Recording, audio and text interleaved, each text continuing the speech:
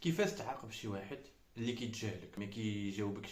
تعيط له ما كيجاوبكش، او كتصيفط له ميساج او في الواتساب او في انستغرام ما كيجاوبكش، او ميك عليك او ما كيهضرش. كيفاش تعاقبه؟ احسن طريقه باش تعاقب هذا السيد هذا او هذه السيده هذه هي انك ما تجاوبوش حتى انت. بزاف منكم كان كيجي لي غادي نقول لكم شي طريقه ولا شي تكنيك هيدا واعره ولا شي مانيبيولاسيون ولا شي حاجه اللي هي يعني خارقه كتخلي هذا السيد او هذه السيده كيجي كيرغبك او كترغبك. بدي كنت كنفتش على هذا الشيء، وانطلاقا من التجربه ديالي هو انك انت تجاهلو.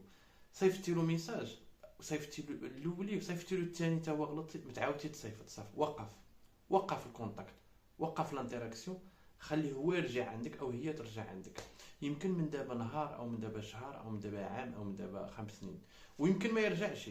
اهم حاجه هو انك انت هذيك كونك كتبين راسك انك ما مأثرش بالتجاهل ديالو، وانك عايش حياتك وانك مكمل وانك عادي، ولا عندك شي خدمه ولا شي حاجه كديرها واخا تكون انت من الداخل ديالك كتقول علاش. هذاك كيكون هو اكثر سلاح، وغيخلي هذاك الشخص هذا الا كان كيديرها بالعاني غادي يرجع عندك، لانه يعرف ديك الشيء ما اثرش فيك.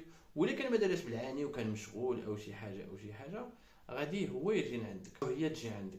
غير هو، واهم حاجه ملي يجي عندك هذا السيد ما تعصبش عليه، ما تقولوش علاش ما كنتيش كتجاوب، علاش ما كنتيش كهضر، لان خصك تكافئو ملي كيكون مزيان وملي كيكون قبيح وملي كيعمل شي تصرف مزيان. بحال الكلاب ديال بافلوف، فهمتيني، مع احترامي. يعني ملي كيكون كيدير شي حاجه مزيانه كنعطيوها واحد المتعه، فهمتيني. ملي كيدير شي حاجه اللي حنا ما بغيناش كنعطيوه واحد الالم. ولكن الا جينا عندنا وهضر معانا وبدينا كنفكروا وكنقولوا علاش قلتي ودرتي وميكتي وعيت ما نعيط لك وهذه ديالك وحشومه عليك، كتعطيه واحد الرساله انه ملي كيهضر معاك فغادي ينتقدك وغيخلي هو يزيد يميك، لانه يقول هذا غيبقى يصدعنا براسنا وينتقدنا.